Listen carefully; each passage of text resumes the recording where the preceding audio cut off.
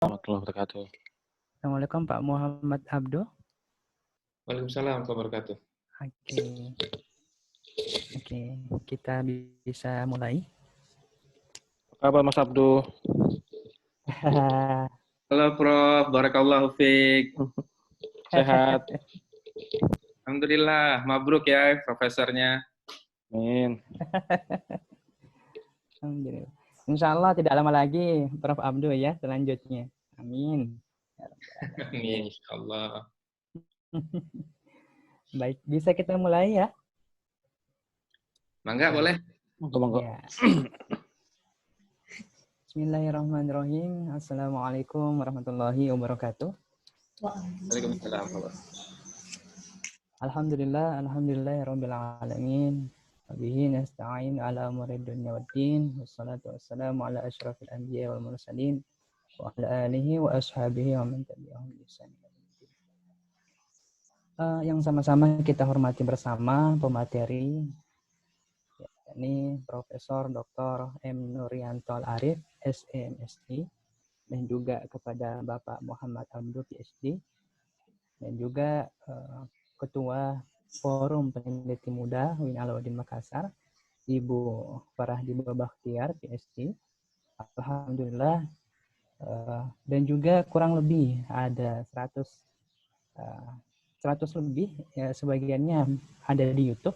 Ya, cuma di Zoom ini terbatas. Selamat datang para peserta, kurang lebih hampir seluruh Indonesia, Prof. Hampir seluruh Indonesia, dari Indonesia Barat, Tengah, dan Timur berpartisipasi dalam kegiatan ini. Mungkin tidak lama ya,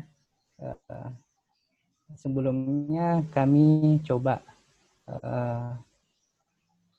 akan memberikan waktu kepada Ketua Forum Peneliti Muda untuk bisa memberikan beberapa kalimat pembuka agar untuk bisa sedikit memantik dan juga memberikan ya welcoming speech kepada rekan-rekan khususnya dari berbagai macam daerah ini. Kepada Ibu Faradiba Bakhtiar, PhD, kami persilahkan. Terima kasih Bapak Andi Muhammad Zulfikar. Assalamualaikum warahmatullahi wabarakatuh. Waalaikumsalam warahmatullahi wabarakatuh. Dan selamat siang Bapak dan Ibu semua, terutama Bapak pemateri hari ini. Alhamdulillahirabbil alamin, akhirnya Forum Peneliti Muda untuk diskusi volume 3 bisa kembali dilaksanakan pada hari Jumat ini.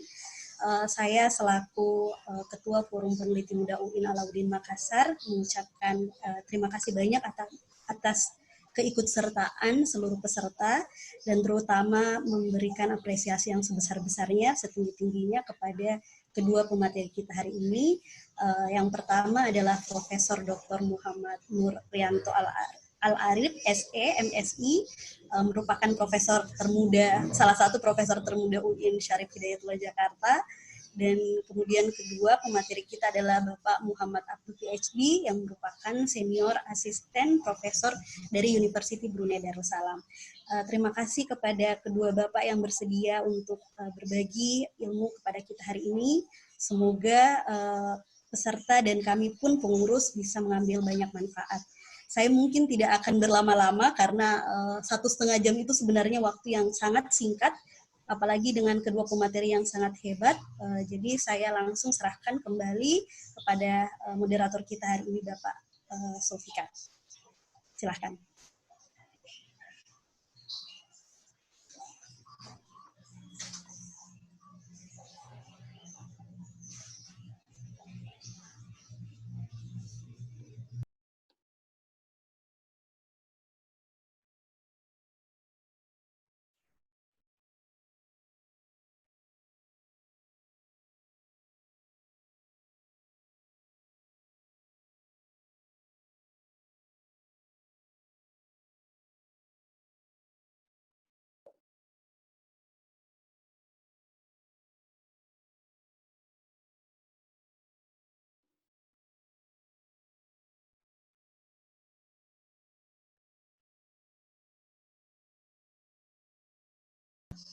Baik, sepertinya laptop Pak Zulfikar sedang mengalami gangguan teknis, jadi saya ambil alih dulu untuk sesi kita. Nanti insya Allah dilanjut kembali oleh beliau. Baik, sebelum saya memberikan langsung kepada bapak-bapak pemateri, materi kita saya highlight lagi bahwa hari ini kita membahas tentang tips on how to become a productive lecturer, terutama di masa pandemik saat ini, di mana mungkin apalagi bagi pengajar ya sangat menjadi tantangan tersendiri untuk bisa tetap produktif, baik itu dalam melakukan tridharma, pengajaran, penelitian, dan pengabdian kepada masyarakat. Mungkin langsung saja saya serahkan berikan kesempatan kepada Bapak Profesor Dr. Muhammad Nuryanto Al-Arif SE MSI untuk Mas Abdul dulu, saya yang kedua. Oke. Kepada Pak Muhammad Abdul PhD, saya persilahkan.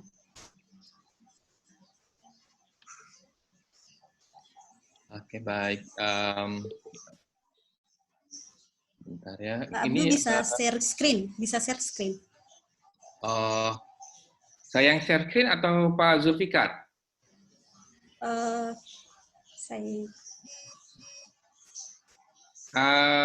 Kalau saya share nggak apa-apa sih sebetulnya, cuman udah saya kirim. Kalau Bapak tidak keberatan, saya juga bisa, tapi kalau misalnya Bapak tidak keberatan, silahkan. Terima kasih, Pak. Oke, iya, sama-sama Ibu. Bentar ya. Iya. Bentar. Oke. Kayaknya ya bisa. Boleh minta tolong Ibu deh kayaknya. Saya masih agak-agak gaptek juga nih. Oke. Saya nanti lewat saya ya, berarti share screen-nya.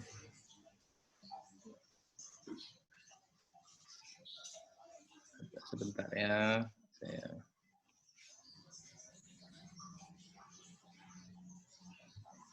Oke.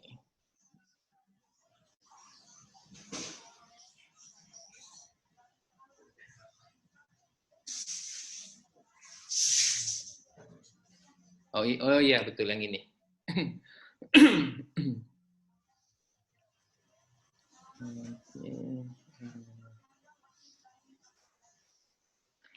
Baik.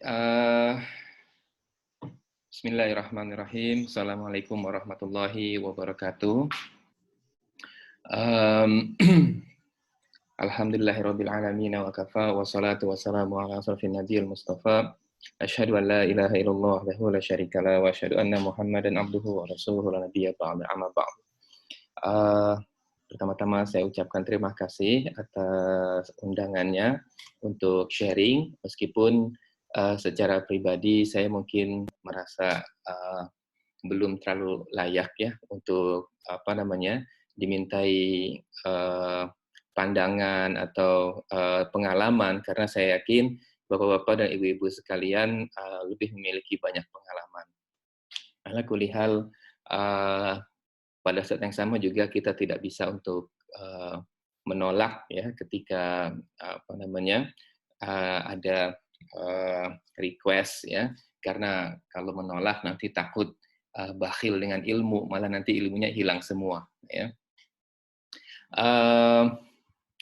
Sebelumnya saya perlu video kah atau cukup begini saja? Nyamannya Bapak yang mana?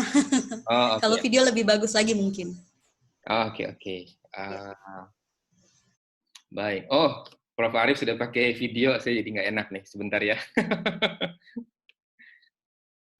Okay. Baik, alhamdulillah. Bisa lihat Bu ya? Bisa. Oke, bismillahirrahmanirrahim. Melanjutkan pembukaannya lagi tadi ya. Juga saya ucapkan terima kasih kepada FPM Win Alauddin ya, seluruh jajarannya mulai dari direkturnya sampai staf-stafnya semua.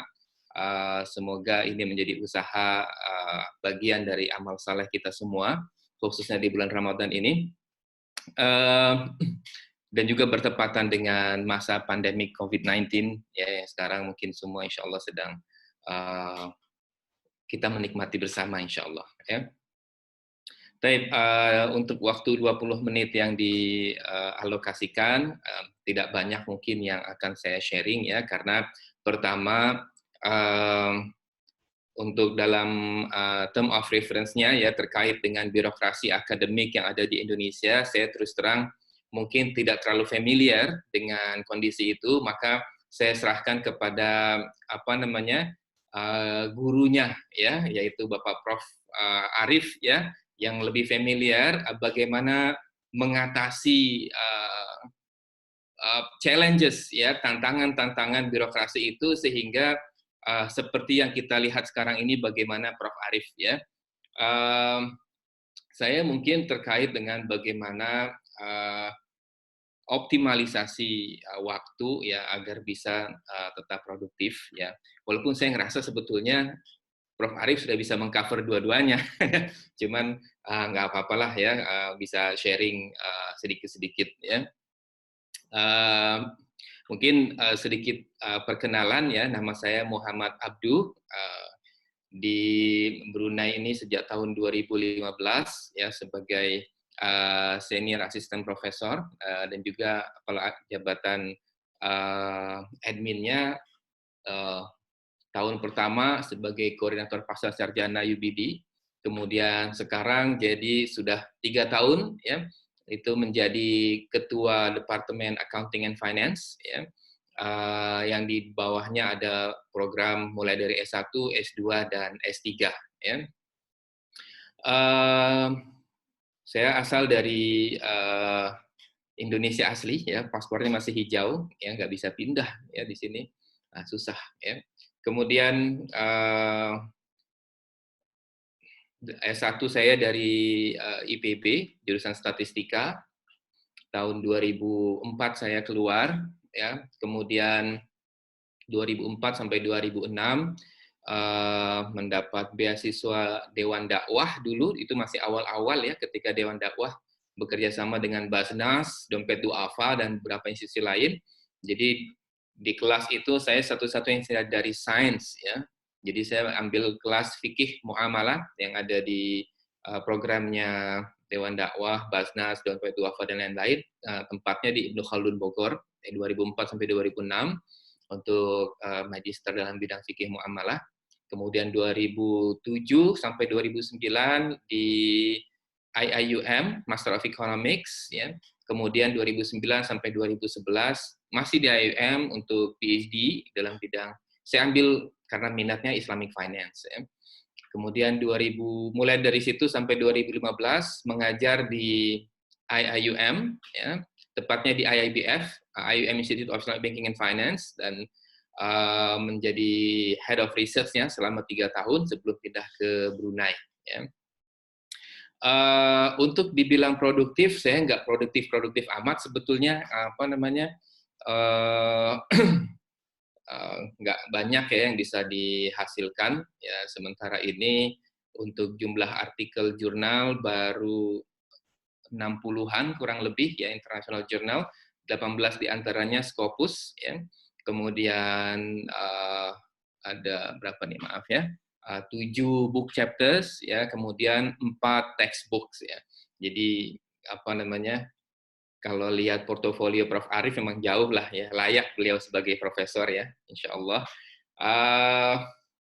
Kemudian bagaimana untuk agar tetap produktif ya.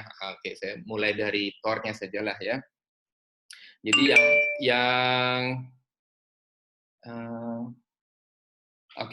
jadi bagaimana agar tetap produktif, sebetulnya kuncinya adalah pada bagaimana memanfaatkan waktu ya, bagaimana how to spend time. Mungkin boleh next slide, Bu, atau Pak, mau yang ini ya.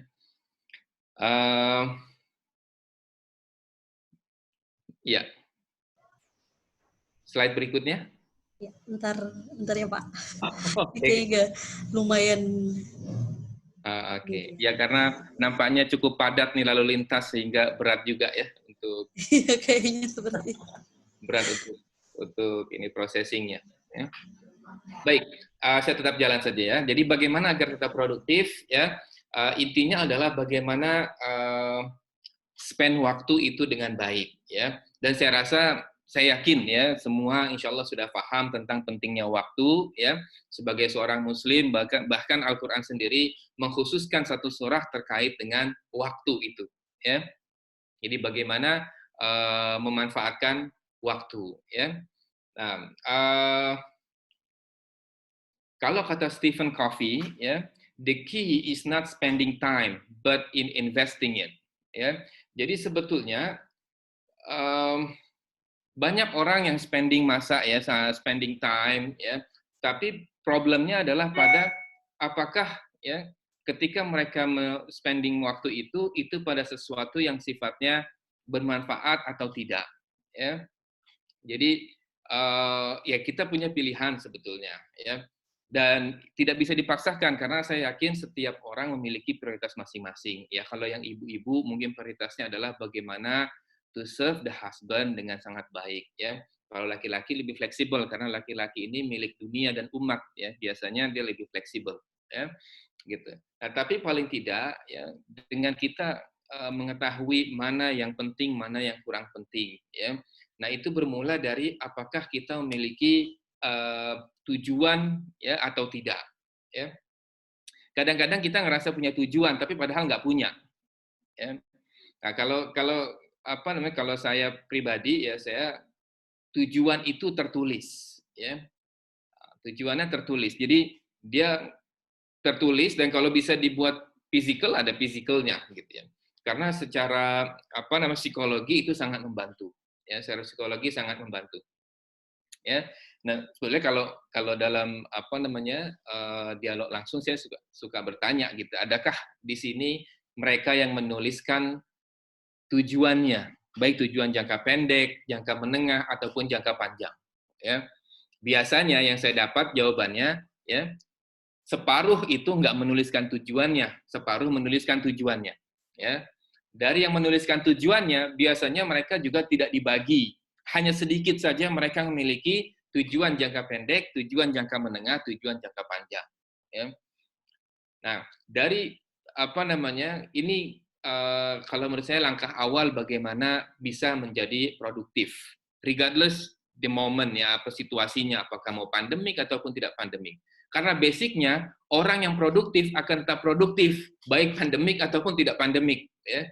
Kalau orang yang nggak produktif, dikasih leisure time sebanyak apapun, dia akan tetap nyantai. Gitu. Ya.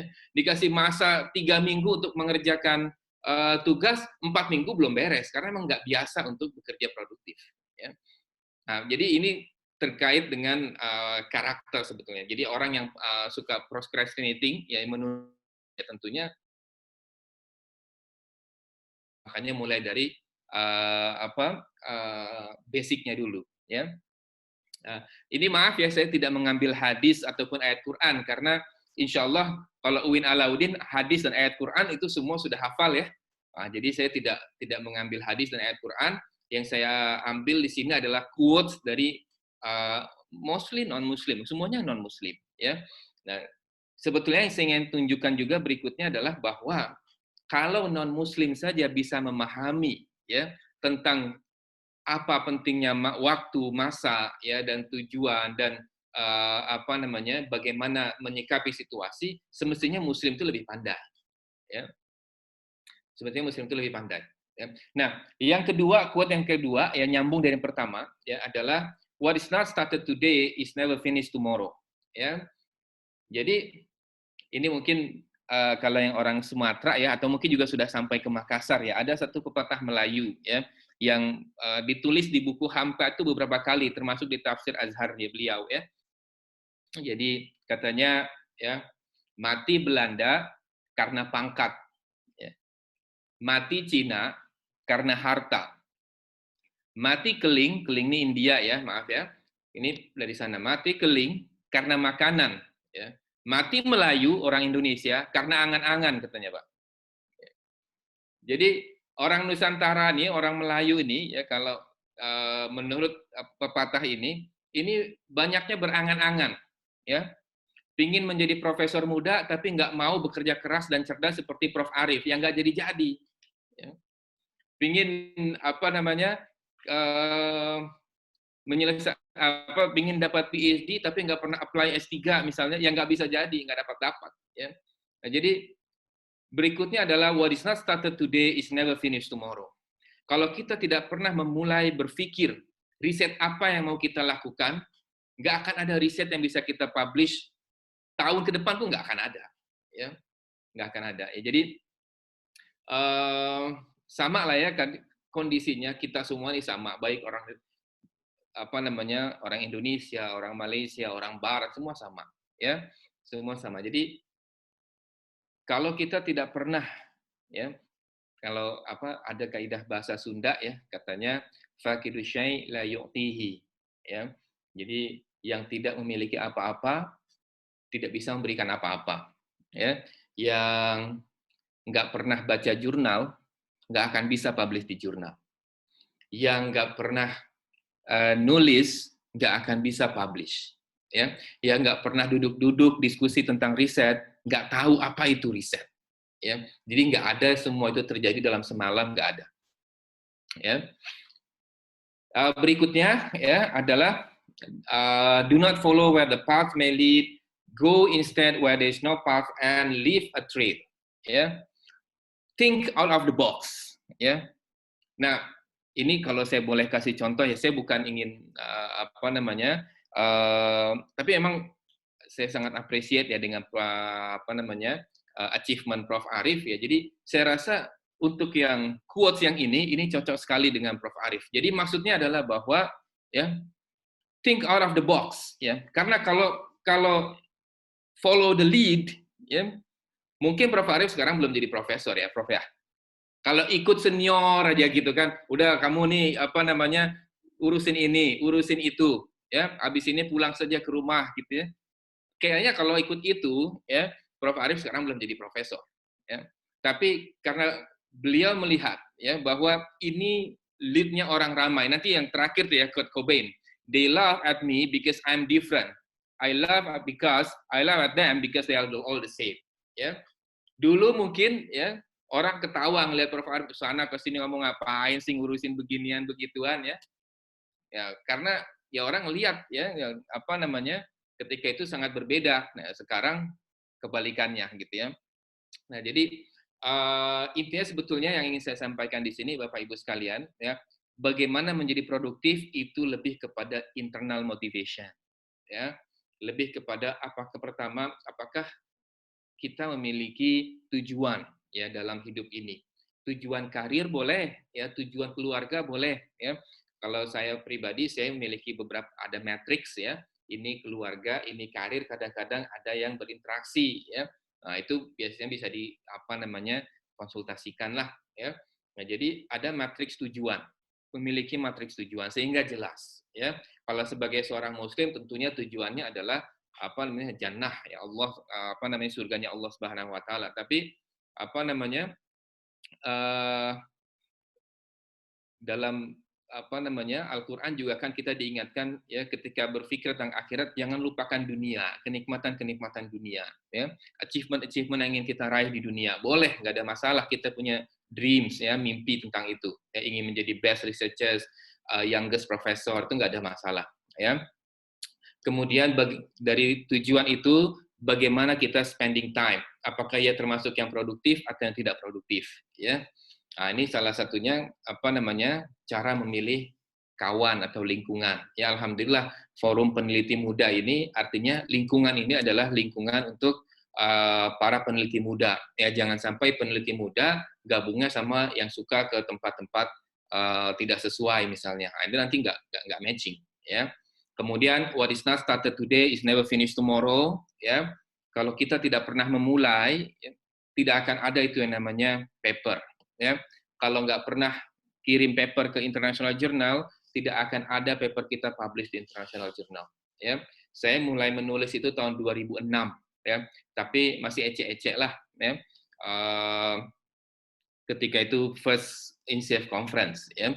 Jadi conference INSIF yang pertama di Kuala Lumpur paper saya terpilih, kemudian walaupun bahasa Inggrisnya acak-adul ya, nggak jelas bahasa Inggrisnya ketika itu karena maklum orang kampung ya Bu ya. Ya, jadi sampai di KL semua tiket akomodasi dibayarkan ya. Ngomong bahasa Inggris nggak bisa, tulisan semua amburadul ya. Ketika itu yang komen Profesor Kabir Hasan dari New Orleans University. Dia paham maksud papernya, walaupun dia juga nggak jelas bahasa papernya. Ya. Cuman yang dia komentarkan ya komentarnya sangat bagus ya, sangat membangun ya. Ya intinya itu menjadi motivasi. Kemudian baru menulis lagi tahun 2008 setelah menyelesaikan dalam proses penyelesaian S2 ya. Dan mulai konsentrasi menulis itu pada 2011 ya. Nah, 2011 itu mulai menulis ya, tapi sudah adalah pengalaman sedikit-sedikit ya. Paper pertama saya di reject dalam waktu 1 hari ya. Jadi komennya cuma sedikit saja sebetulnya Pak. Nah, komennya adalah I believe the author is a non-English speaking person. Ya, jadi maksudnya Inggris saya tuh rusak banget gitu ya. Tapi itu tidak kemudian mendemotivating saya, ya itu justru malah memotivasi saya untuk belajar lebih giat lagi ya. Karena memang keseringan saya, ya itulah prinsip tadi ya, prinsip orang Sunda tadi ya, faqidu syai' la yu'tihi. Kalau memang tidak pernah membaca jurnal, nggak akan bisa publish di jurnal.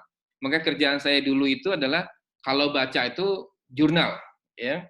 Jadi tidak mengquote buku teks ya. Saya akan baca jurnal bagaimana orang memulai punctuation ya, bagaimana orang menggunakan kata apakah boleh. Jadi berbagai macam itu ya.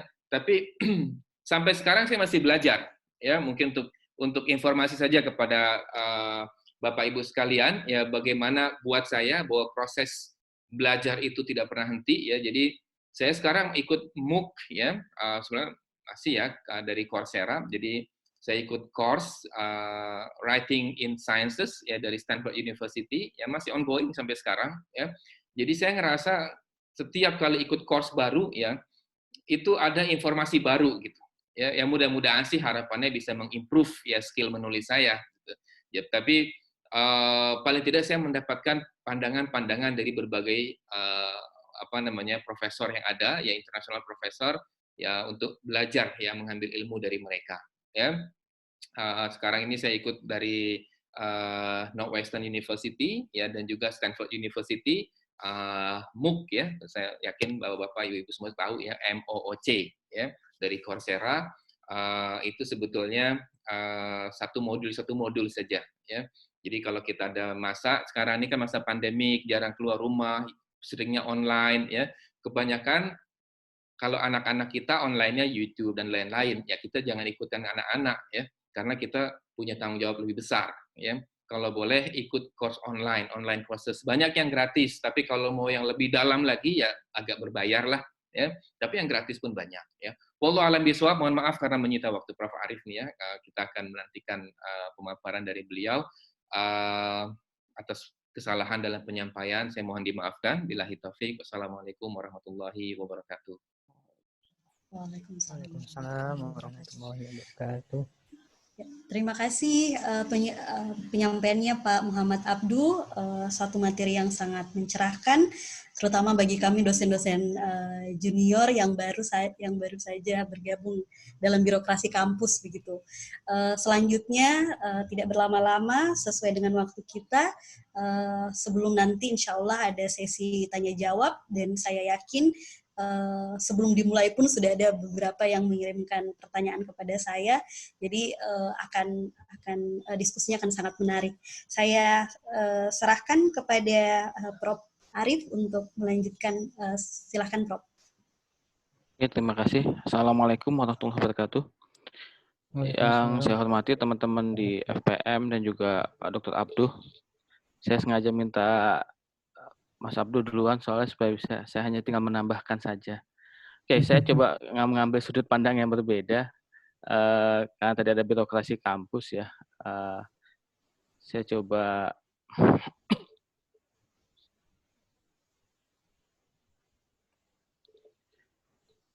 akan lebih bicara, kelihatan nggak share saya? Kelihatan, Prof. Oke. Kelihatan, Prof. Bagaimana nyusun roadmap ya? Ketika kita bicara produktif, saya benar yang disampaikan oleh Pak Abduh bahwasannya ya kalau kita mau jadi penulis ya berarti kita sering baca jurnal dan juga harus ada apa yang kita mau raih, apa yang mau kita capai. Oke, kalau selintas tentang saya sama Pak Abduh sebenarnya seumuran. Cuman beliau sudah kelasnya internasional, saya masih kelasnya di Indonesia aja.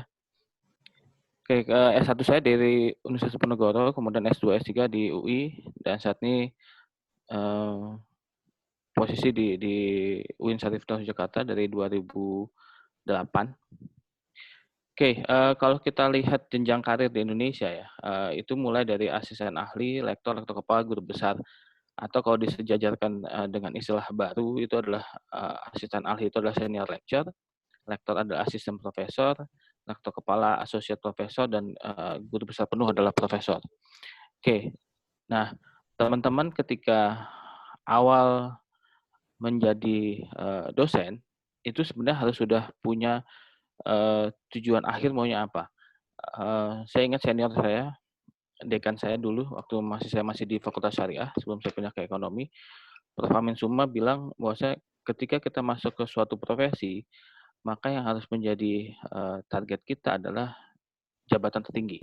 Jabatan tertinggi seorang dosen adalah profesor, bukan Kaprodi, bukan wakil dekan, bukan direktur pasca, bukan dekan, bukan wakil rektor, dan bukan rektor. Itu adalah tugas tambahan. Nah, tugas kita adalah jabatan fungsional itu yang harusnya kita. Cuma seringkali orang mengejar jabatan fungsional untuk menduduki jabatan struktural, padahal sebenarnya adalah tanggung jawab di jabatan fungsional itu jauh lebih besar sebenarnya dibandingkan dengan jabatan struktural. Oke. Ketika teman-teman masuk sebagai dosen, nah pertanyaan adalah apakah sudah memikirkan mau tahun misalnya masuk 2020, oke 2 tahun ke depan saya mau ngapain? Yang saya lihat kebanyakan teman-teman dosen adalah menulis hanya ketika 1, mau syardos, 2, mau BKD, 3, mau naik pangkat. Kedudukan akhirnya carilah jurnal yang bisa simsalabim, kalau bisa 1 bulan jadi, bahkan kalau bisa seminggu 2 minggu jadi. Nah ini menunjukkan sebenarnya kita tidak punya planning. Sebenarnya kita mau ngapain sih? Karena kan sebenarnya inti nulis itu kan sebenarnya bukan naik pangkat. Inti nulis itu mungkin Mas Abdul kan sepakat dengan saya adalah untuk diseminasi keilmuan sebenarnya. Dan itu kan bonus lah ya, karena kita udah sering banyak tulisan, maka otomatis untuk naik pangkatnya akan lebih mudah. Saya dulu mengakali adalah ketika dengan pedoman yang lama, pedoman kepangkatan 2009, di mana di pedoman 2009 itu naik jabatan fungsional setahun, maka dulu saya akalin adalah begitu saya PNS full di 2009, saya langsung selesai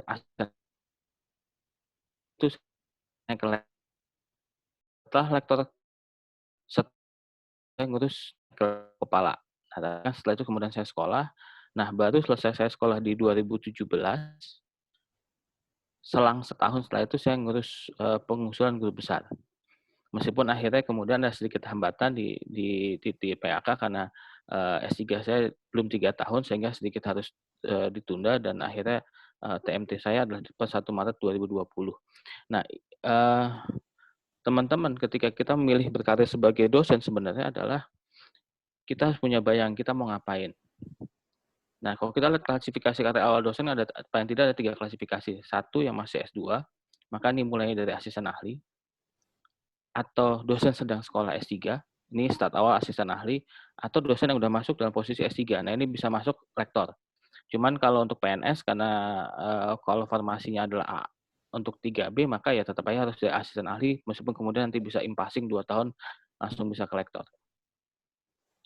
Oke, kalau kita posisi sebagai dosen, maka yang harus kita lakukan adalah rencanakan karir dari awal ketika sudah memilih karir sebagai dosen. Saya banyak melihat banyak orang menganggap jadi dosen itu adalah pekerjaan yang paling menyenangkan karena tidak punya jam kerja, kecuali sebagian teman-teman di PTKIN mungkin ada yang tetap harus masuk absen pagi, absen sore gitu ya. Meskipun kami kalau di UIN udah pakai PMA yang hanya pakai jam kerja, jam minimum. Nah, ketika mereka karir sebagai dosen, maka dosen itu tugasnya bukan hanya mengajar. Yang banyak salah kaprah di kita adalah dosen hanya mengajar.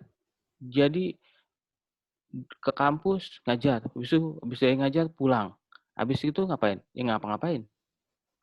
Begitu mau nulis, kedudukan karena mau sertifikasi, karena sudah waktunya isi BKD, atau sudah waktunya pangkat. Sehingga tidak mempunyai planning kita mau ngapain. Nah, yang kedua adalah kalau kita belum S3 atau belum sekolah, maka kita harus rencanakan kita mau sekolah kapan. Jangan cuman angan-angan doang, tadi kata Pak Abduh adalah kita harus punya planning. Kita mau S3 di mana, mau ngambil apa spesialisasi kita. Juga jangan sampai ada case misalkan ada orang kuliah S1, S2, S3 itu S1-nya apa, S2-nya apa, S3 apa hanya karena ada beasiswa, akhirnya ilmu S1 yang misalkan geologi, S2-nya atau bicara ekonomi, S3-nya dia ngambil Islamic Studies. Ini kan menunjukkan keilmuannya nggak sinkron sebenarnya. Nah, ini sebenarnya harus kita planning, kita mau ngapain. Kemudian ketiga tipsnya adalah rajin menulis, terutama di jurnal. Dan tetap berproses, jangan cari cara instan. Karena sekarang banyak orang yang menawarkan artikel sudah jadi, tinggal bayar. Ada yang bayarnya kalau mau penulis pertama 6 juta kalau nggak salah, kemudian penulis kedua 4 juta, penulis ketiga juga 4 juta, tergantung queue-nya katanya. Nah, jangan yang kayak gitu, karena itu sama aja kita membohongi diri sendiri sebenarnya. Proses ya ditolak itu wajar, semua orang pasti masih ditolak. Saya dan Pak Abdul juga masih proses belajar, terus belajar, ya kalau ditolak itu hal yang biasa lah, karena bisa jadi ada yang kurang pas dari artikel kita, sehingga kita masih harus ada yang diperbaiki. Kemudian lakukan kolaborasi dengan banyak. Nah, ini networking sebenarnya. Di sini kita punya banyak, ada sekitar 100-an orang lebih yang di sini. Nah, itu bisa kolaborasi sebenarnya. Kolaborasi, misalkan ada yang punya kelebihan di kuantitatif, ada yang punya kelebihan di mana. Nah, kemudian kita working together, mencari data yang bareng-bareng sehingga nanti bisa menghasilkan riset yang sama. Kemudian terakhir adalah kalau misalnya kita sedang cari data penelitian, seringkali kita kan nyari data itu hanya fokus untuk satu topik penelitian saja. Padahal kalau bisa, apalagi turun lapangan untuk yang data primer, sekali turun lapangan, usahakan di kuesioner kita itu bisa untuk beberapa penelitian. Sehingga ketika penelitiannya selesai, maka kita bisa punya ada beberapa paper. Nah, seringkali kita hanya fokus satu gitu, selesai satu gitu. Akhirnya ya itu. Misalnya kadang-kadang kayak di luar negeri atau misalnya di Indonesia, banyak orang yang mengerjakan disertasi, selesai disertasi bisa jadi 2-3 paper. Nah, ini sebenarnya adalah ketika kita cari data, jangan hanya untuk satu tujuan saja, tapi bisa untuk beberapa tujuan sehingga kemudian itu bisa dipecah-pecah dalam beberapa artikel. Oke, kalau saya ini aja, nanti sisanya nanti bisa saya share karena ini belakangnya relatif lebih ke teknis terkait dengan penghitungan angka kredit dan segala macam. Mungkin itu, terima kasih. Kita lanjut dengan diskusi Q&A aja. Terima kasih. Assalamualaikum warahmatullahi wabarakatuh. Baik, Prof. Waalaikumsalam warahmatullahi wabarakatuh. Ibu Faradiba.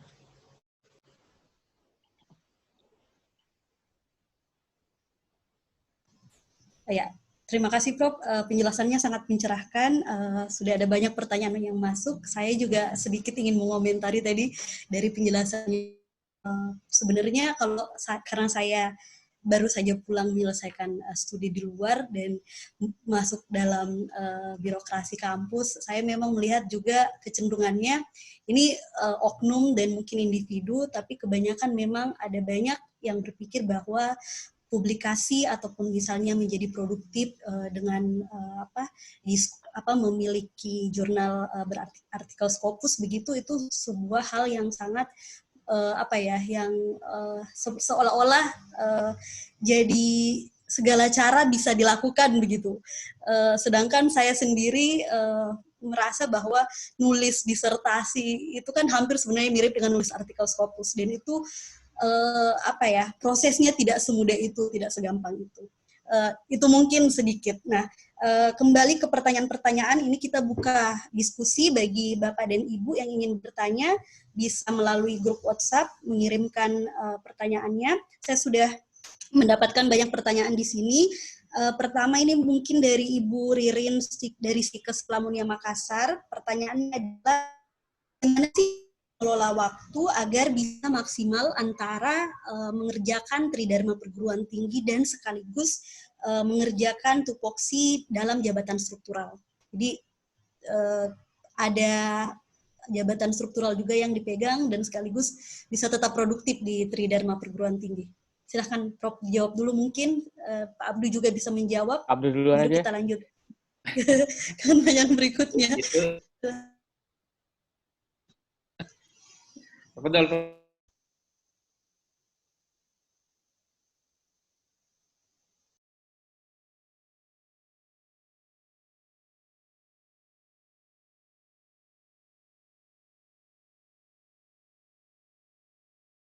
Di pagi hari mereka belum mau terima aktivitas apapun, di pagi hari itulah kemudian mereka ya revisi artikel dan segala macam. Artinya kita punya komitmen waktu.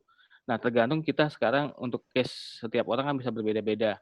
Ada yang lebih suka menulis itu atau sesuatu itu di malam hari karena lebih khusyuk katanya. Sekarang habis tahajud, kemudian sambil habis baca Quran, kemudian baca artikel, itu bisa. Atau ketika sebelum mulai, kalau saya biasanya sebelum mulai aktivitas di kantor, biasanya karena saya masuk misalnya pagi sebelum ada aktivitas, maka saya kemudian yang saya lakukan adalah kemudian mulai otak-atik. Dan yang kemudian yang kedua, hal pentingnya adalah kolaborasi. Itu sebenarnya kalau kita sendirian akan sangat keteteran ya Pak Abdu ya. Makanya kolaborasi itu adalah kata kunci sebenarnya. Mungkin itu. Mungkin Pak Abdu bisa nambahin, monggo Pak. Ya, jadi yang kalau ini mungkin sharing experience ya, jelas, tapi Bapak Ibu sekalian bisa melihatlah kondisinya seperti apa. Maksudnya kondisi Bapak Ibu sendiri, tapi yang penting pertama yang diperlukan adalah knowledge ya. Seberapa banyak atau informasi tentang manajemen waktu yang Bapak Ibu sudah serap ya, baik dari membaca buku ataupun mengikuti kajian baik online ataupun tidak, karena itu penting ya. Dari situ kemudian kita akan melihat bagaimana highly effective people itu mengatur waktunya ya. Bagaimana misalnya orang-orang yang efektif itu, yang produktif tadi ya sebut dalam topik ini, itu mengatur waktunya ya. Ada beberapa ciri yang ternyata dimiliki sama oleh orang-orang yang efektif dalam mengatur waktu gitu ya. Nah, itu saya nggak mau kasih tahu, saya ingin Bapak Ibu semua itu mencari ya, mencari informasi baik dari buku, kajian online atau yang lain, atau mungkin dari MOOC juga ya, dari online courses yang gratisan yang ada di luar negeri, itu semuanya sudah ada Bapak Ibu sekalian. Jadi saya harap mungkin bisa dilihat ya. Tapi yang jelas kunci yang pertama yang saya kalau boleh sharing adalah memahami bagaimana proses manajemen waktu ya. Insya Allah itu kuncinya. Nah, nanti penjabarannya bisa masing-masing bisa diterapkan. Baik, itu tadi jawaban untuk pertanyaan pertama. Kita lanjut Bapak dengan pertanyaan kedua. Ada banyak pertanyaan di sini. Sepertinya peserta sangat antusias. Ada dari Ibu Jumiati SPD di Universitas Muhammadiyah Rapang. Beliau punya 2 pertanyaan. Yang pertama, dalam kondisi pandemik seperti apa kira-kira model atau strategi pengabdian masyarakat yang bisa dilakukan? Itu pertama. Yang kedua, bagaimana kira-kira teknik agar tetap bisa memfasilitasi ranah afektif mahasiswa di tengah pembelajaran yang non tatap muka, yang non face to face begitu. Seperti apa? Silahkan. Abdul, monggo. Mungkin jawabannya bisa berlainan sebab di sini kondisinya sejak hampir 2 bulan ya, mungkin 2 bulan sudah ya, itu efektif UBD kampus kami itu dinonaktifkan ya, sehingga kalau mau dijawab pengabdian pada masyarakat model seperti apa, di sini justru semua taken over by the government. Justru kita nggak boleh keluar rumah ya. Jadi kalau mau mengabdi pada masyarakat adalah stay at home, stay safe. So, untuk tetap produktif dalam rumah seperti apa? Banyak hal tadi mungkin ini mungkin yang akan kita sharing sekarang ya. Kita punya fasilitas WhatsApp group, Telegram group, Zoom meeting untuk misalnya kalau saya mungkin Bapak Ibu sekalian, kalau saya sekarang ini mungkin kalau ada lihat-lihat ya, saya sekarang sedang membahas buku-buku ya, kemudian saya upload di YouTube channel ya, mulai dari buku-buku Hamka, kemudian buku-buku yang lain. Nah itu sebetulnya kalau ingin dijadikan saya bisa aja beralasan kan kalau itu adalah pengabdian pada masyarakat gitu. Tetapi maksudnya selain itu ya saya masih tetap dalam aktivitas menulis ya. Saya masih tetap download jurnal, membaca jurnal ya. Saya masih tetap baca-baca apa sih yang update gitu dalam bidang ekonomi Islam. Saya mengikuti juga beberapa webinar tentang contoh misalnya ya, kebanyakan webinar sekarang topiknya adalah apa impact dari pandemik terhadap Islamic finance ya. Mungkin hampir 3 atau 4 gitu dengan pembicara-pembicara internasional ya berbicara tentang itu ya. Nah dari situ saya berpikir ya, kenapa harus egois sekali gitu? Kenapa harus berbicara apa impact pandemik terhadap Islamic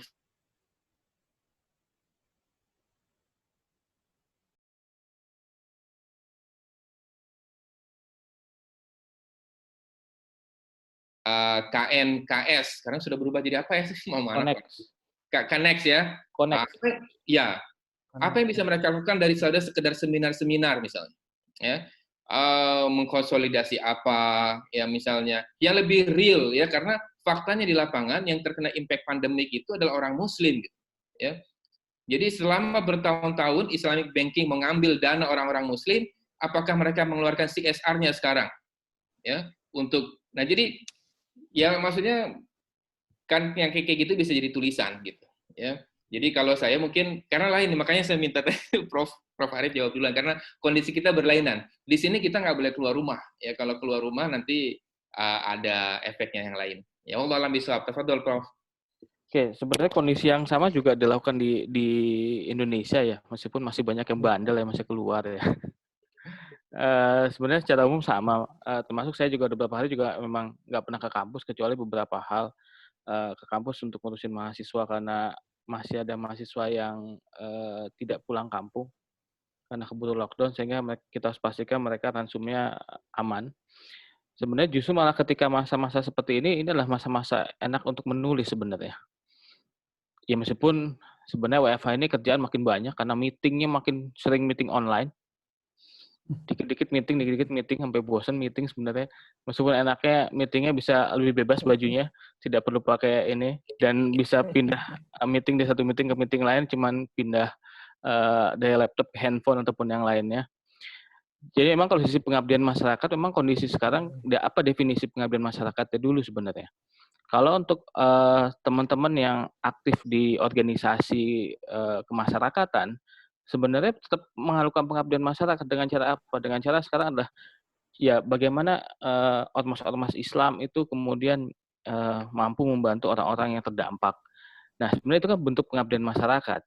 Kalau pengabdian masyarakat yang diartikan harus seperti menggunakan metode PAR ataupun yang lain sebagainya, nah itu mungkin kalau kondisi sekarang sulit. Atau sebenarnya bisa tetap pengabdian masyarakat, cuma permasalahannya kalau kita ke masyarakat secara webinar belum semua orang punya kuota yang cukup untuk webinar secara online juga masalahnya. Jadi memang kondisinya ya memang akhirnya dengan kondisi yang sekarang kita emang dipaksa untuk lebih kreatif bagaimana memastikan pengajaran masih bisa nyampe ke mahasiswa dan juga kegiatan tridharma kita juga masih bisa berjalan. Nah itu memang makanya saya kira ya berubah dengan cara yang baru ya, Allahu alam bentuknya kayak gimana. Sekarang mungkin karena by accident ya akhirnya kita ya dengan segala kekurangan yang ada ya dijalani aja. Mungkin yang selanjutnya boleh ada pertanyaan lagi? Oke. Pertanyaan berikutnya mungkin tentang dosen muda tadi, bagaimana kira-kira untuk dosen muda, apalagi sekarang yang sedang mengurus sertifikasi dosen, katanya jika penelitiannya, tema penelitiannya atau topik penelitiannya itu bervariasi. Pak Abdi juga bisa menjawab. Terima kasih. Penelitian bervariasi ini maksudnya seperti apa nih? Misalnya bidang ibu yang bertanya ini misalnya kimia gitu. Terus dalam banyak hal penelitiannya kan akan bersinggungan dengan bidang lainnya seperti itu. Nah, apakah tidak apa-apa melakukan penelitian yang juga cross cutting dengan bidang-bidang yang lain?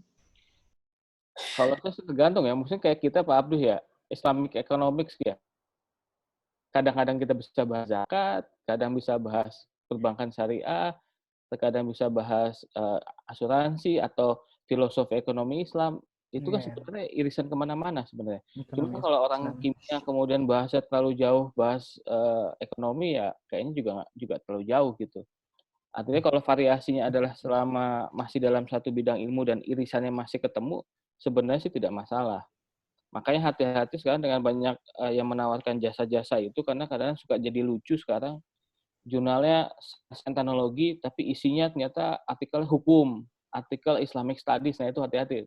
Karena itu jurnalnya, meskipun Scopus kan ada jurnal Scopus yang predator juga ada. Artinya kalau variasi sebenarnya sih justru malah tim PAK itu tidak mau kita terlalu spesialisasi banget.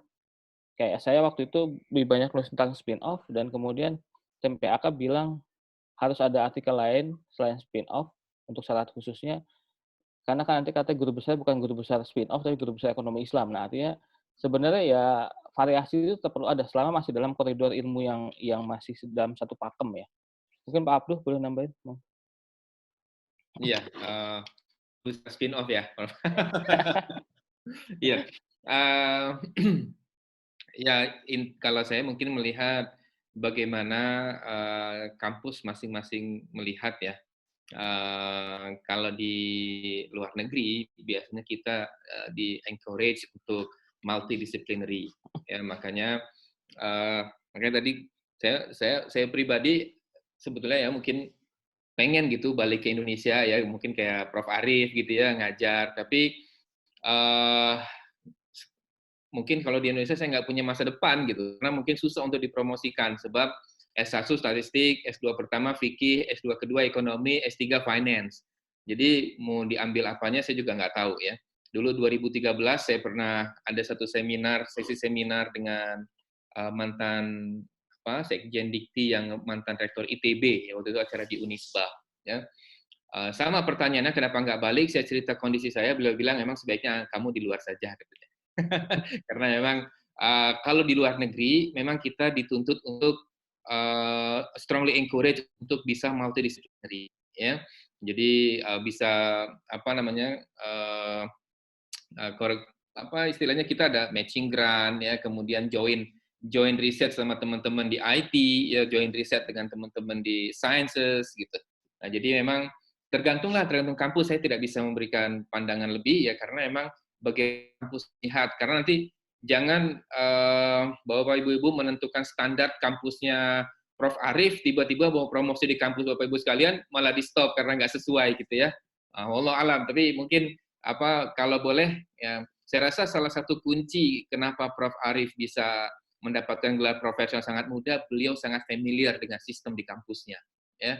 Itu mungkin salah satu kunci, sehingga jangan Bapak Ibu menentukan standarnya Prof Arif di kampus yang memang tidak menggunakan standar itu, nanti jadinya repot urusannya ya.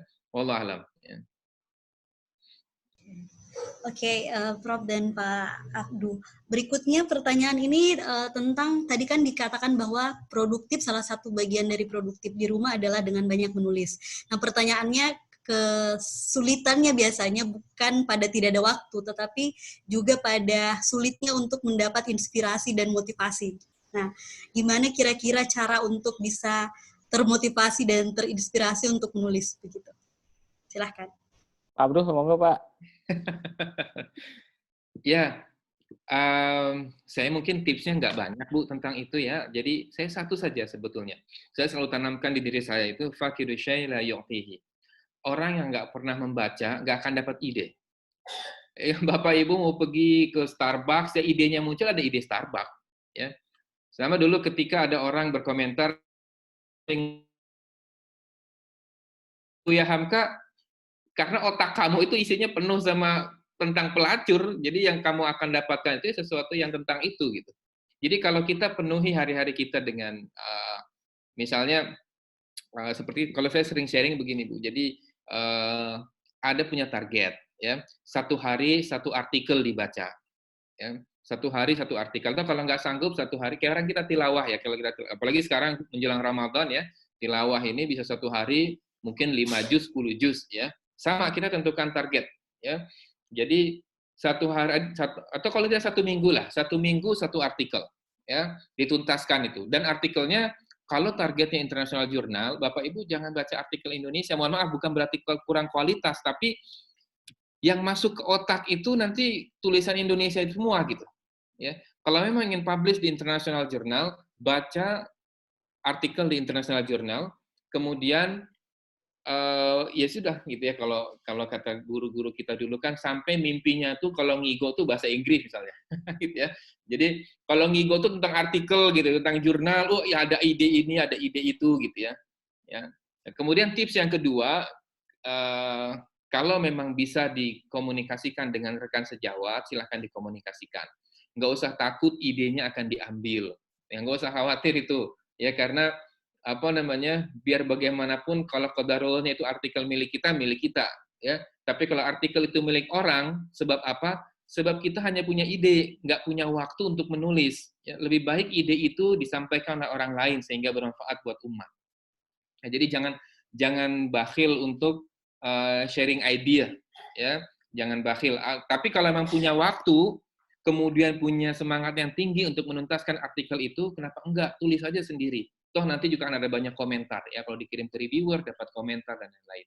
Ya, jadi bagaimana untuk memulai? Ya tadi ya, if you have never started, kalau nggak pernah mulai, you will never finish, ya, nggak akan pernah selesai gitu. Ya, jadi harus dimulai dengan membaca. Tidak ada orang yang bisa menulis kecuali dia sudah bisa membaca.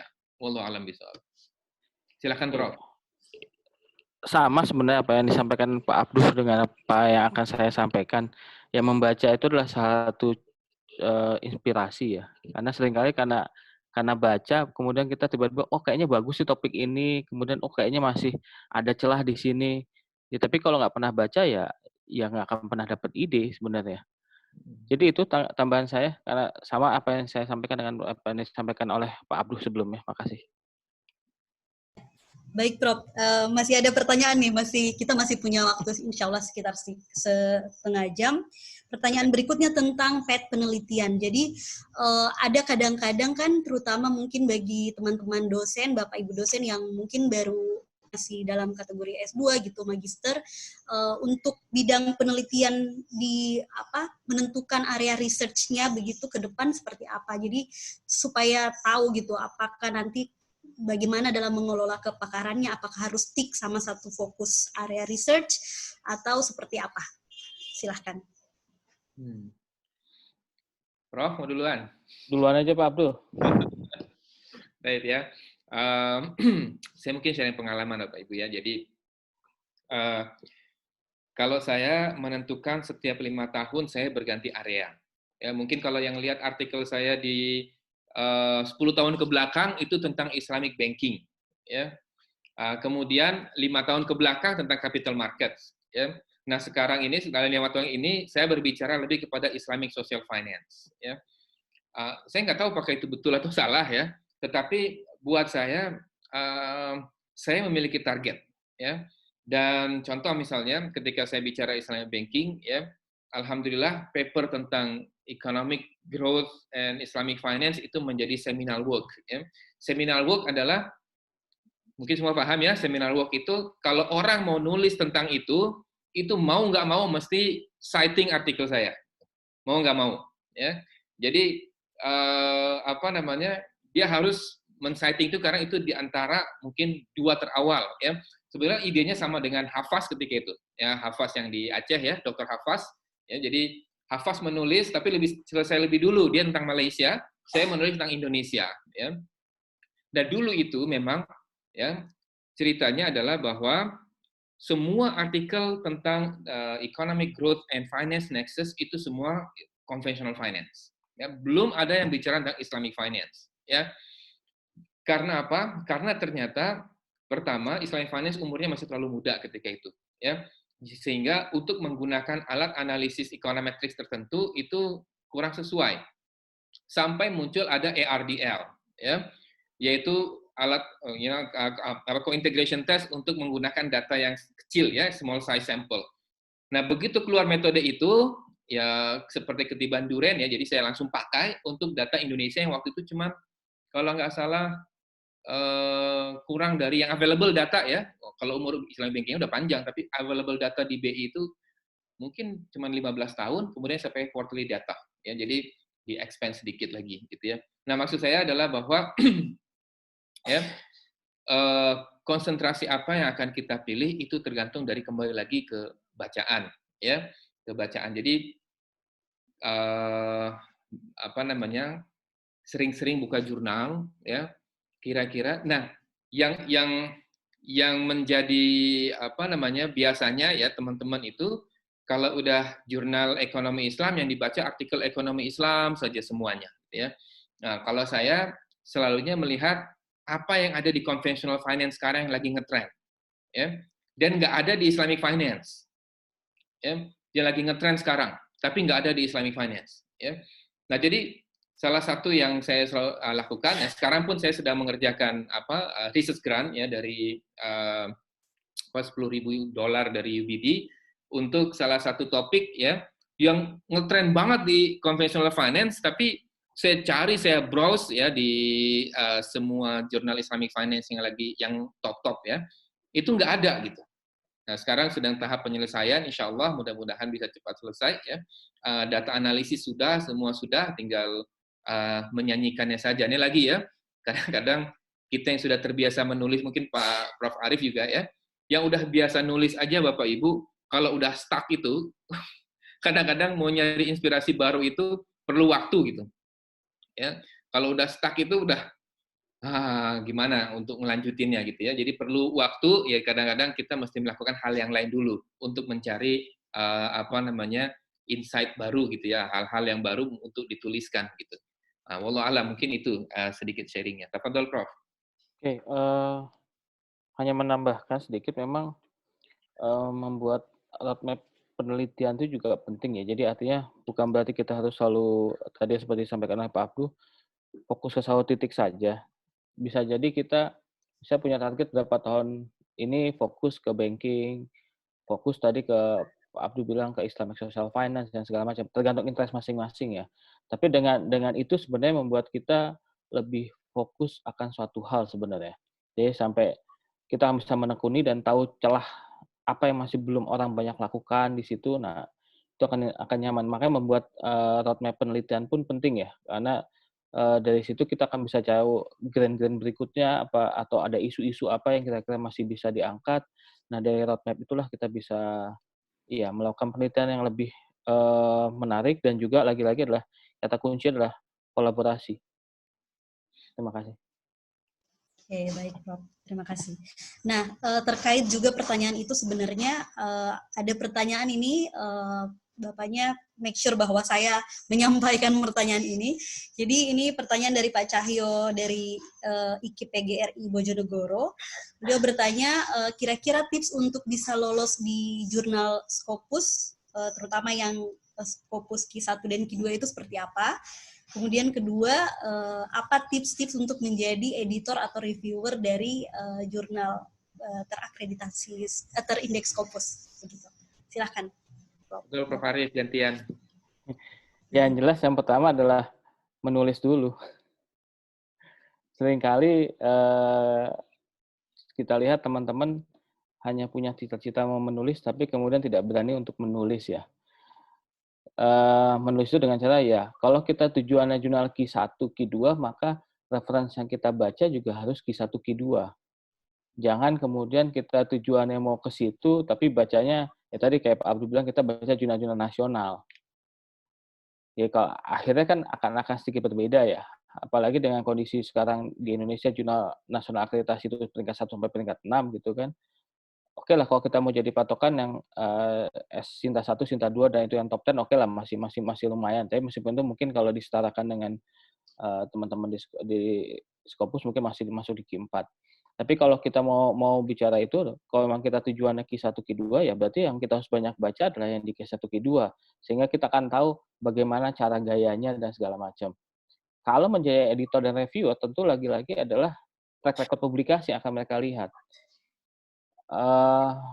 Saya beberapa kali menerima permintaan untuk mereview, padahal saya juga nggak pernah nulis di situ dan segala macam. Lagi-lagi karena dia merasa mungkin melihat kita pernah menulis tentang topik itu, sehingga kemudian mereka merasa, oh berarti ini orang yang pas untuk mereview artikel di jurnal mereka. Oke, Pak Abdul boleh menambahkan? Ya, kayaknya udah lengkap tuh Prof. Arif. Ya, tapi mungkin sedikit saya menambahkan, kemampuan berbahasa Inggrisnya mesti sesuai lah dengan target jurnal yang dituju, ya. Jadi jangan sampai tadi ya pengalaman saya ya mengirim artikel jurnal ya dalam 1-2 hari langsung dibalas karena memang ya jawabannya ya seperti itu. Ya intinya adalah bahwa bahasa Inggrisnya kurang sesuai lah, kurang pas untuk jurnal yang dituju ya. Ya mudah-mudahan itu tadi ya. Jadi saya pribadi ya mungkin kalau boleh dibilang memiliki lebih dari 85 jurnal artikel internasional ya, tetap masih belajar bagaimana cara menulis ya Bapak Ibu. Jadi masih dan begitu yang sekarang saya ambil dari Stanford University ya, ternyata banyak hal yang saya nggak tahu gitu. Yang selama ini saya pikir saya udah tahu gitu. Saya pikir biasa ini nulis artikel kayak begini-begini ya. Ternyata begitu mendengarkan tausiah ya dari profesor-profesor yang memang top rank profesor, wah banyak sekali tips-tips yang sebetulnya ya kita belum tahu, nggak ada apa-apanya gitu sebelumnya ya. Jadi itu tadi, jadi jangan merasa sudah cukup ya, intinya seperti itu. Dan masih proses belajar itu masih terus berjalan ya, wallahu a'lam ya. Baik, Prof. dan Bapak Abdul. Pertanyaan berikutnya, kita masih punya waktu sekitar insya Allah 15 menit, 15-10 menit. Bagaimana sih mengukur efektivitas atau ketercapaian pembelajaran, apalagi dengan kondisi yang saat ini di mana pembelajaran atau proses belajar mengajar itu dilakukan dengan daring, begitu metode daring. Bagaimana tips dan saran atau rekomendasi Prof dan Bapak terkait efektivitas belajar itu. Terima kasih. Wah, ini berat juga ini sebenarnya. Karena sebenarnya ini semua by accident ya. Jadi semua tidak ada yang pengen dan semua tidak ada yang siap-siap dulu. Akhirnya kita memang kreativitas dari tiap dosen ya. Artinya dan juga termasuk mata kuliahnya ya. Ada beberapa mata kuliah yang mungkin bisa buat video tutorial, upload di YouTube, kemudian mahasiswa bisa lihat, dan itu efektif. Tapi ada yang memang akhirnya benar-benar dosennya harus dengan video yang nyala, kemudian dia coret-coret tulisan untuk mata kuliah hitung-hitungan. Nah itu sehingga harus interaktif, itu juga bisa. Artinya kita harus menyesuaikan dengan mata kuliah yang kita tuju ya. Karena ada beberapa yang susah juga, kayak di kami, mata kuliah praktikum itu otomatis nggak bisa berfungsi. Kayak ponakan saya kuliah kedokteran hewan di UGM juga, akhirnya mata kuliah praktikum ya dipending semua, karena gimana dia mau ngebelek katak misalkan, ya nggak bisa hanya by video gitu kan. Tapi memang artinya case by case lah mata kuliah. Tapi memang susah untuk menentukan mana yang paling tepat ya. Karena saya mata kuliah, misalnya mata kuliah saya ekonomi industri, nah itu mungkin dikasih tutorial, dikasih materi, kemudian dilanjutkan dengan diskusi nyaman. Tapi untuk hitung-hitungan sepertinya memang harus ada interaktif di mana dosennya ya mungkin simulasi menghitung dan segala macam lebih interaktif. Mungkin Pak Abdul boleh menambahkan? Ya, kalau di tempat kami kita menggunakan LMS ya, Learning Management System, mungkin sama juga di Indonesia, menggunakan Canvas. Ya, jadi sebetulnya saya juga kurang expert dalam hal ini. Saya hanya mengikuti instruksi saja sebetulnya kalau dalam hal ini, karena apa namanya tadi juga dikatakan by accident sebetulnya. Jadi akhirnya kampus pun secara apa namanya langkah cepat gitu ya, membuat berbagai macam steps ya, bagaimana menggunakan ini, bagaimana menggunakan itu, dan itu tergantung LMS yang digunakan ya. Kalau di Indonesia pakai apa ya, kalau di kami di Brunei Darussalam di UTD menggunakan Canvas ya. Jadi di dalamnya sudah integrated di dalamnya ya, jadi sudah yang ini saya nggak bisa cerita karena kayak saya bukan expertnya dalam bidang ini ya. Jadi wallahu alam bisawab ya, mudah-mudahan jawaban dari Prof. Arif tadi sudah memenuhi insya Allah. Baik, terkait itu juga mungkin ada pertanyaan yang serupa sebenarnya. Jadi rata-rata pertanyaannya memang di seputar itu, bagaimana kira-kira dalam bagi kita, terutama dosen dan pendidik, baik guru juga karena ada beberapa peserta yang merupakan guru, itu mengukur indikator efektivitas kegiatan belajar mengajar selama COVID-19 ini terjadi. Tapi saya juga mau sharing sedikit bahwa pun di negara maju seperti, karena saya sekolah di Australia, itu juga pun memang tidak bisa memang kita bahkan di negara maju sendiri pun proses belajar mengajar kalau bukan face to face juga memang tidak kurang efektif lah ya dalam beberapa hal begitu, terutama yang menyangkut misalnya praktik. Oke, kita lanjut ke pertanyaan berikutnya nih Bapak-bapak. Pertanyaan berikutnya adalah dari Pak Saifullah di Tanah Toraja. Beliau bertanya kira-kira untuk menjadi manusia atau dosen yang produktif atau guru yang produktif itu seperti apa? Karena kebanyakan kita kan sebenarnya kadang-kadang butuh tips gitu untuk mengetahui bagaimana sih kira-kira caranya untuk bisa jadi lebih produktif. Silahkan. Oke, sebenarnya kalau menurut saya ya pribadi, satu punya target. Target misalkan tahun ini kita misalnya mau menulis buku berapa, misalnya 1 buku, kemudian 1 book chapter, kemudian berapa artikel. Nah, itu paling tidak target dulu. Nah, kemudian setelah target, maka kemudian kita turunkan dari situ adalah komitmen waktu. Per hari kita menulis, mungkin sebelum menulis kita membaca. Nah, artinya itu harus kita komitmen itulah. Nah, seringkali kan kita kemudian dengan komitmen itu yang kurang ya. Ya, misalnya kita punya komitmen sehari baca artikel 1 jam, tapi begitu pas lagi duduk ini baca artikel ya tidur gitu kan. Apalagi lagi puasa kayak gini kan, lagi lapar-lapar gini enakan tidur gitu kan. Nah, artinya itu komitmen ya. Artinya kalau kita mau produktif ya komitmen dengan waktu itu juga penting ya. Karena seringkali kadang-kadang kita lihat sebenarnya kan setiap dosen punya waktu yang sama sebenarnya. Cuman kemudian ada hal yang membedakan adalah mana yang komitmen dengan waktu, mana yang kemudian lebih suka mengerjakan pekerjaan yang kadang-kadang juga nggak terlalu jelas apa yang dikerjakan, karena lagi-lagi nggak punya komitmen waktu. Nah, manajemen waktu itulah yang penting yang tadi di awal-awal kita sampaikan adalah time management itu yang paling penting untuk mau produktif atau tidak produktif. Pak Abdul, monggo, mau tambahkan? Oh, nggak ada, sudah sudah cukup insya Allah. Ya, intinya adalah Bapak Ibu sendiri yang bisa menentukan apakah Bapak Ibu itu produktif atau tidak. Ya. Nah, masalahnya kalau misalnya kampus ya, kampus kan ada KPI ya, ada ya Prof ya? Ada. Ada ya. Secara hitungan kampus, Bapak Ibu akan dikatakan produktif kalau memenuhi KPI, kan bukan begitu ya? Ya, jadi tergantung ya apakah Bapak Ibu ingin produktif dalam kacamata seperti itu atau ingin produktif lebih lagi ya. Kalau ingin produktif lebih lagi ya berarti punya target sendiri, KPI sendiri. Kalau mencapai KPI Bapak Ibu sendiri ya, contoh misalnya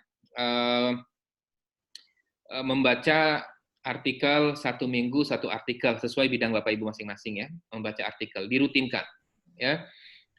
Saya nggak tahu apakah Bapak Ibu di sini memiliki tabel jadwal harian atau tidak. Ya, saya yakin tidak semuanya punya ya. Kalau yang punya tuh yang udah profesor aja macam Prof. Arif. Sorry ya. Jadi kalau jadwal harian kita aja nggak terkawal ya, pertanyaannya bagaimana bisa produktif ya. Nggak terkawal tuh maksudnya acara Bapak adalah acara insidental saja gitu. Yang fix cuma yang meeting-meeting, sisanya nggak fix, sisanya ikut orang, ikut kawan, ya ngopi-ngopi dan lain-lain.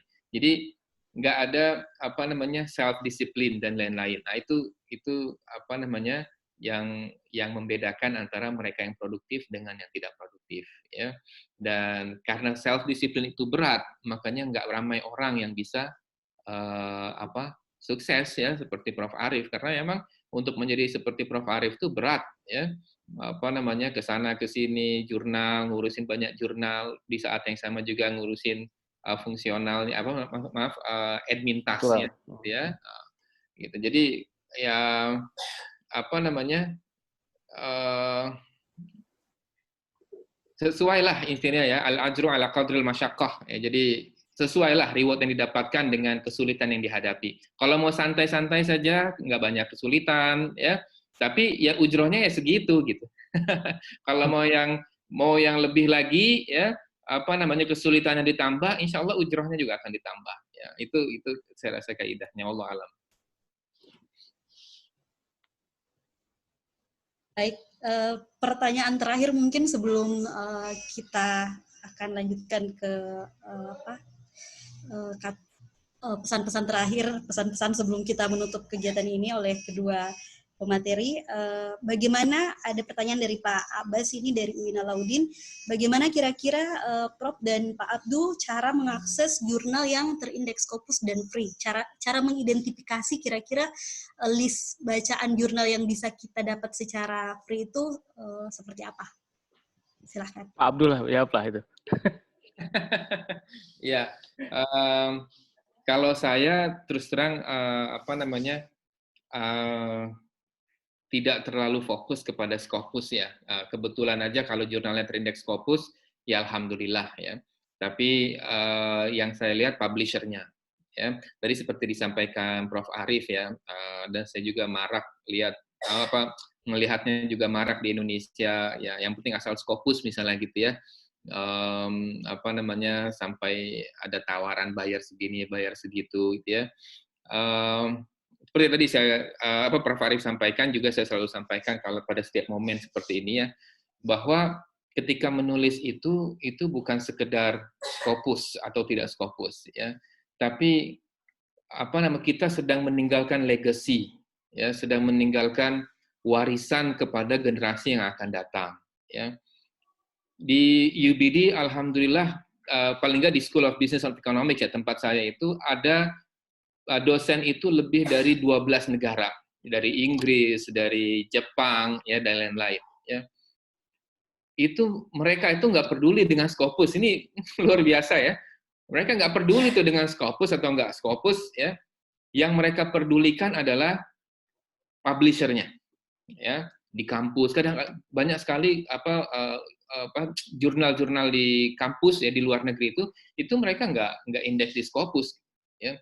Tetapi mereka melihat publisher-nya, reviewer-nya, dan lain-lain. Ya, ada satu profesor namanya Hayakawa, ya beliau US educated, tapi orang Jepang lah, umurnya sudah 80 tahun. Ya, kalau dilihat Scopus-nya, H-index-nya di bawah saya gitu ya.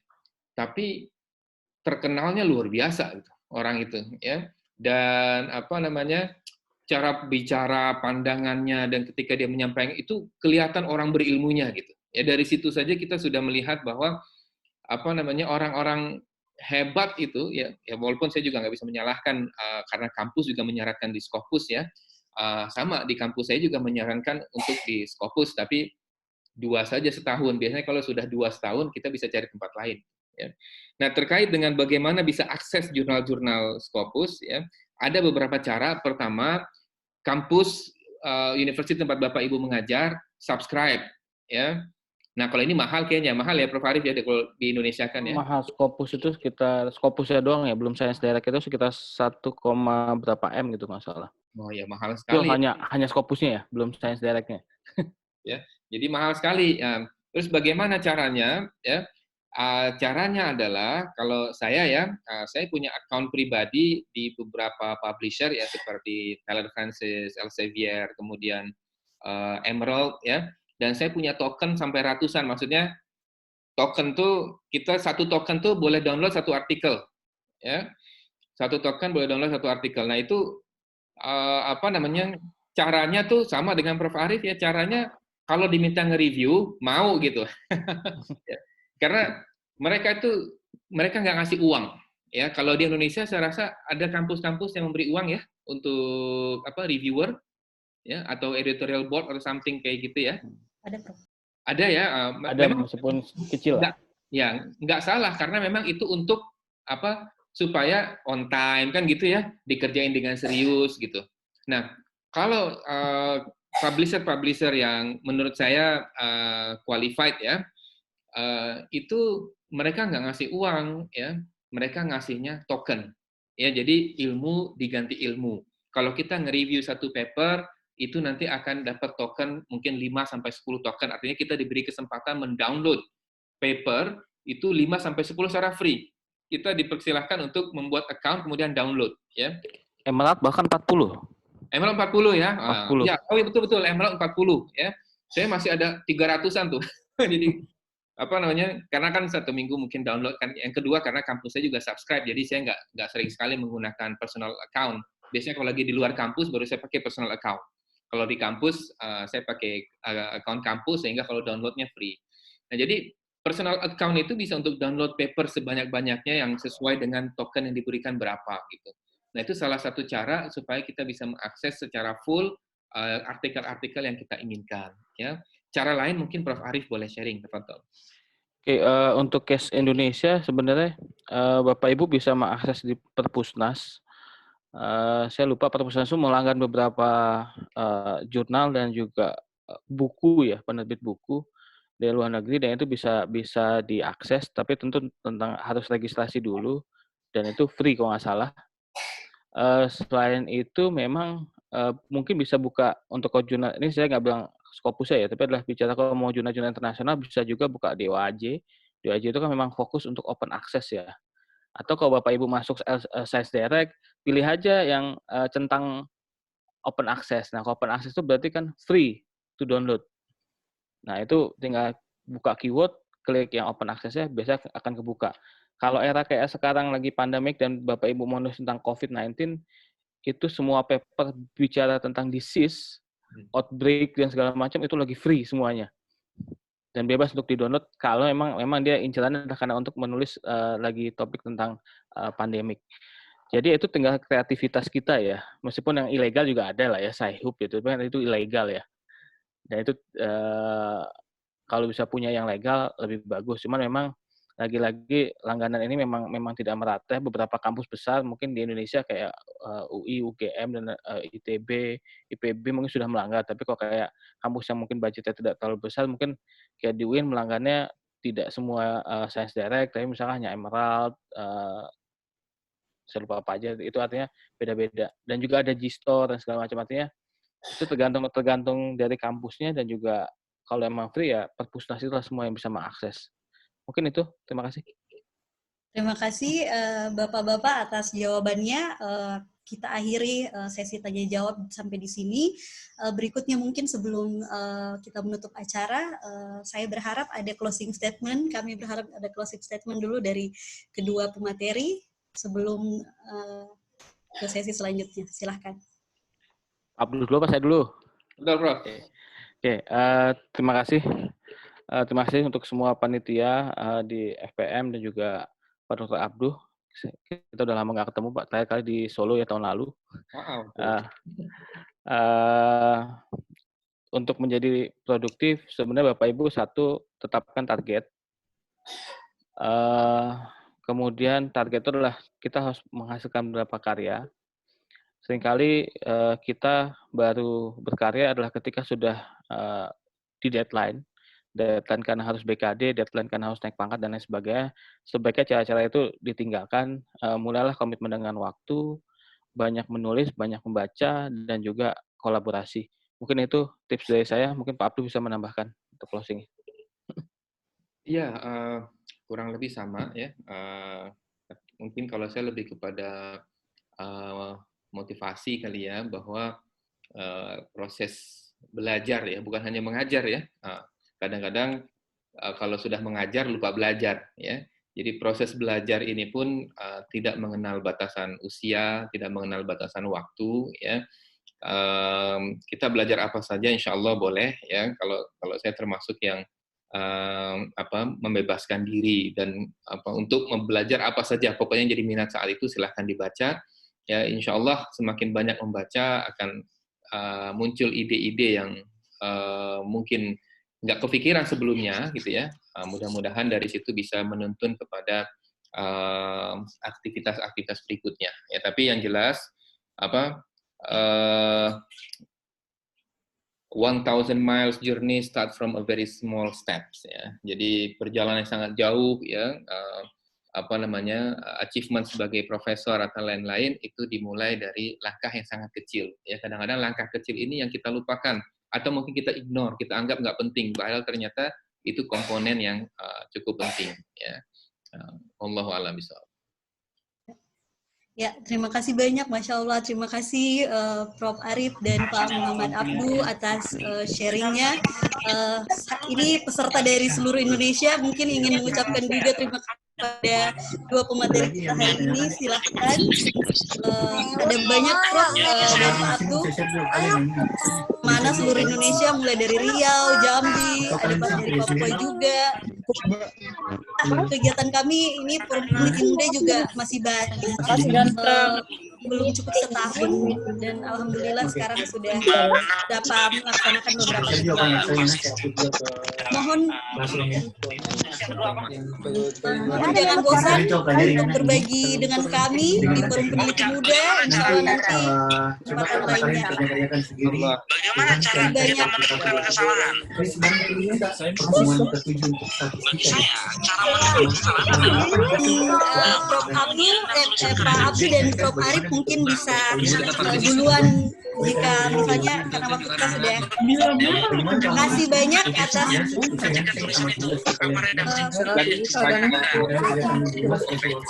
pentingnya Duluan, makasih banyak. Assalamualaikum warahmatullahi wabarakatuh. Kepada seluruh peserta Bapak dan Ibu, informasi selanjutnya kami bagi di grup WhatsApp. Terima kasih. Taufiq wal hidayah. Assalamualaikum warahmatullahi wabarakatuh.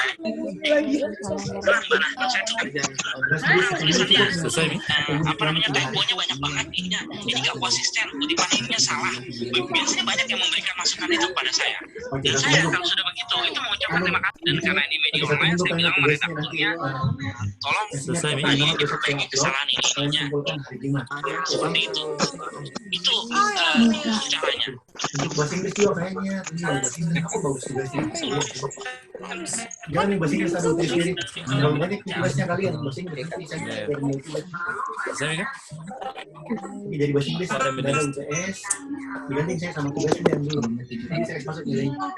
Yang ini mau saya statistika nanti. Karena statistika baru satu tugas. Jadi ini saya anggap kalian kerjakan.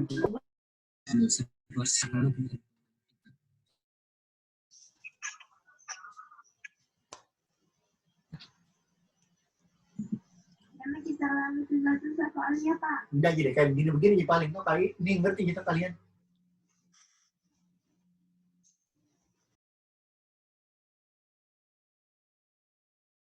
Oh guys.